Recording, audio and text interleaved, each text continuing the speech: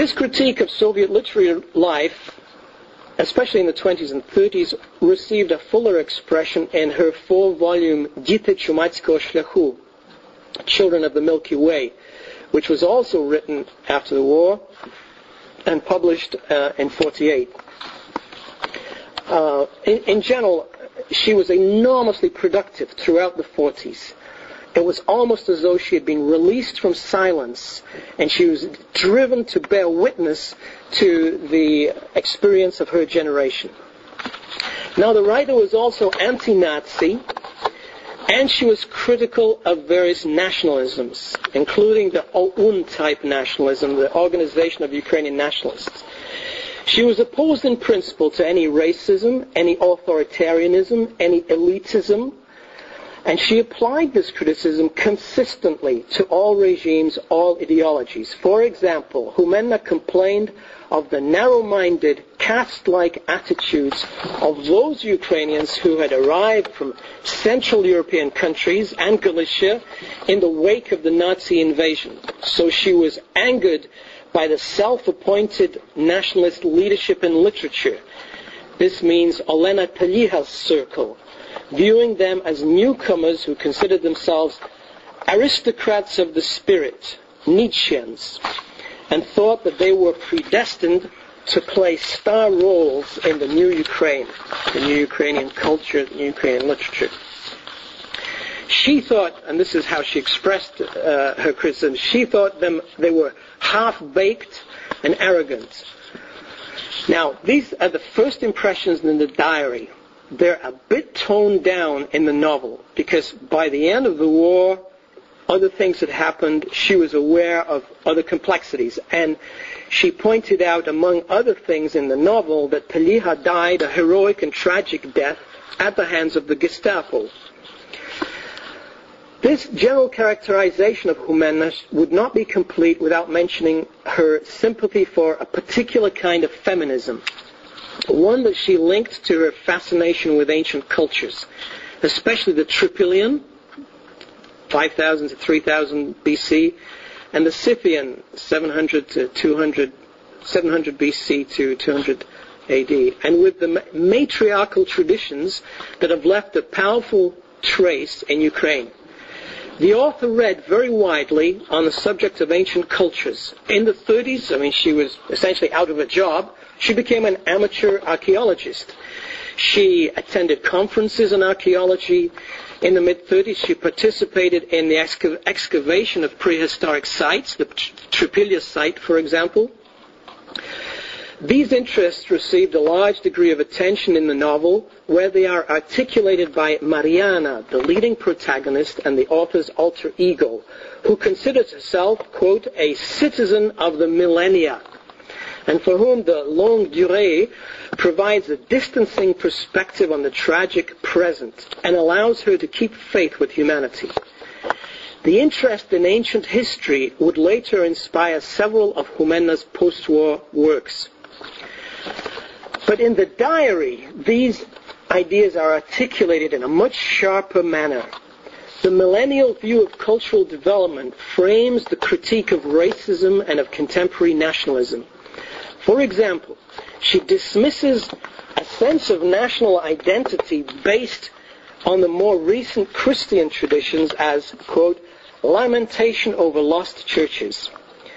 Her field of vision takes in the civilizations that have existed in Ukraine over several millennia and whose ancient rituals underpin contemporary Christian rites. She says, I cannot make peace with the limited view of the national. I do not walk on the last 10 centuries as do the nationalists, but wander over the millennia. I see my own people in the Tropilians and in the future citizens of the universe. I want to find a thread that links the primitive and the highly intellectual. Particularly interesting is her focus on the role of women in maintaining communal identities over centuries of disruptive change. Civilization and progress, she says, are dependent on the removal of egoism, the desire to think beyond the present day and beyond the satisfaction of immediate needs. And this aspect of human nature, she argues, has been the achievement of women. It is the result of the nurturing instinct of motherly love and self-sacrifice. Quote, she would not perhaps have considered herself, but having children who are part of her, she found in herself a concern for tomorrow, for provisions, for the development of plants into future food. Therefore, there are two poles. The male, separation, egoism, unclasping, destruction of another for one's own benefit, and the female, self-sacrifice, the feeling of unity, love. I'm sorry if the gentlemen in the audience are offended, but you can answer this later. And finally, one should add to Humenna's bedrock convictions a strong commitment to honesty, personal integrity, and outspokenness. The very outspokenness that got her into trouble with the Soviet regime in the first place. All these are prerequisites for the kind of clear-sightedness that she admired in the greatest writers. So it's from these positions, I'm laying out the groundwork here, it's from these positions that she heaped scorn, both on the toadyism of Soviet authors, the racism of the Nazis, and the snobbish arrogance of the nationalist intelligentsia. The diary and novel provide a wealth of marvelous eyewitness detail you will not find anywhere else, because she was an eyewitness. She saw on a day-to-day basis, and she recorded wonderful facts. These details illuminate events. Various historical figures, too, are given quite a bit of space. Olena Peliha, Ulas Samchuk, Arkady Lyubchenko, Leonid Pervomaisky appear under their own names in the diary and under these thinly disguised pseudonyms, as I said, in the novel.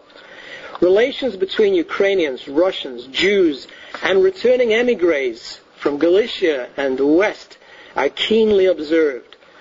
However, the main focus is on the fluctuation of public opinion and the population's response to first the initial Soviet retreat, then the arrival of the Nazis, then the massacre in Babin Yar, and the subsequent return of the Red Army. All this takes place in a swirl of rumor, anecdote, gossip, and newspaper reportage. The author presents the ebb and flow of opinion as a movement of a single organism. It's like Kyiv is the hero of the book. The expression of the city's mind, its changing moods and evolving awareness are what she is writing about. She demonstrates the difficulty of establishing facts in a confused situation where there are no reliable sources of information. Both accounts show people struggling to weigh news against rumors and to evaluate personality.